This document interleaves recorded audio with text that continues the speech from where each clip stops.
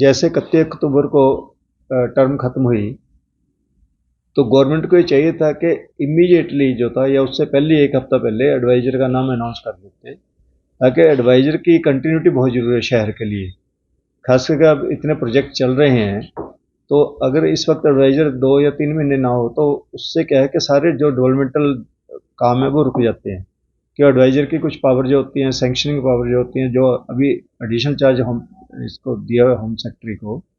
तो वो एक टेम्परेरी अरेंजमेंट है, लेकिन परमानेंटली तो एडवाइजर होना चाहिए। और एडवाइजर भी कोई ऐसा आए जिसको कि लोगों की जो फीलिंग है, लोगों की ज़रूरतें, चंडीगढ़ से अगर कोई जुड़ा मिल जाए तो और भी बहुत अच्छा। लेकिन चलो आईएएस अफसर ने ही आना, तो कोई ऐसा अभी अफसर आए जो कि चंडीगढ़ के मुद्दों को बहुत अच्छे से समझ सके, देख सके और चंडीगढ़ की जनता के साथ चल सके। जैसे आपने देखा पहले विजय देव जी आए थे, बहुत अच्छा उनका एक इम्प्रेशन बना था चंडीगढ़ की जनता पे। जब उनको ट्रांसफ़र किया गया तो उसका काफ़ी लोगों ने बहुत अफसोस जाहिर किया कि इनको नहीं ट्रांसफ़र करना चाहिए था, क्योंकि वो रोड पे ही रहते थे। एक होता है अफसर जो कि उसमें रहता है अपना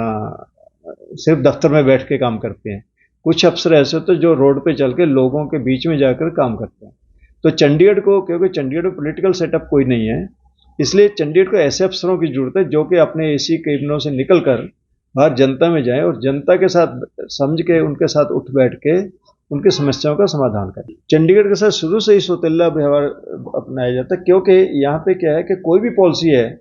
वो होम मिनिस्ट्री से पास होके आती है। जैसे आपने देखो मालिकाना हक का इशू है, लीज होल्ड से फ्री होल्ड करने का इशू है, या ये गांव को जो लाल डोरे का इशू है, चंडीगढ़ हाउसिंग बोर्ड के मकानों का इशू है, वो सारे इशू जो है पेंडिंग ही रहते हैं। पॉलिसी बनती है लेकिन वो ऊपर से कुछ सेंक्शन होकर नहीं आता, वहीं पड़ी रहती है। ऐसे ही अपने ओटीएस स्कीम थी इसकी, सेल टैक्स की, जो लोगों के पास सी फार्म नहीं थे, उसके लिए हमने कितनी बार आवाज़ उठाई कि उसको एक, जैसे पंजाब और हिमाचल और हरियाणा में क्या रखा है, उसी बेस पे चंडीगढ़ में भी किया जाए कि ओटीएस पॉलिसी के तहत जितनी भी पेंडिंग पुरानी असेसमेंट्स है, जब अब क्योंकि सी फार्म तो छप नहीं सकते दोबारा, तो लोगों के पास जो सी फार्म नहीं है तो उनको कोई ना कोई एक मुक्त जो है कोई समस्या का समाधान करके उनके असेसमेंट की जाए। तो ये सारी चीज़ें जो अटक जाती है, क्योंकि यहाँ पे किसी के पास पावर नहीं है कुछ करने की। वो पावर या तो वो जैसे पहले कमिश्नर वाला होता था वो रिवाइव किया जाए, या कोई यहाँ पे कोई डेलीगेट की जाए पावर्स, ताकि यहाँ के डिसीजन जो है यहीं पे हो सके। सर जब तक एडवाइजर नहीं आ गए ये तो फिर मामला लटक जाएगा भैया ना, जो सीनियर मोस्ट जैसे एमपी है, एमपी तो चंडीगढ़ रहती नहीं है ना, तो एमपी यहाँ पे है ना, अब एडवाइजर है, तो अब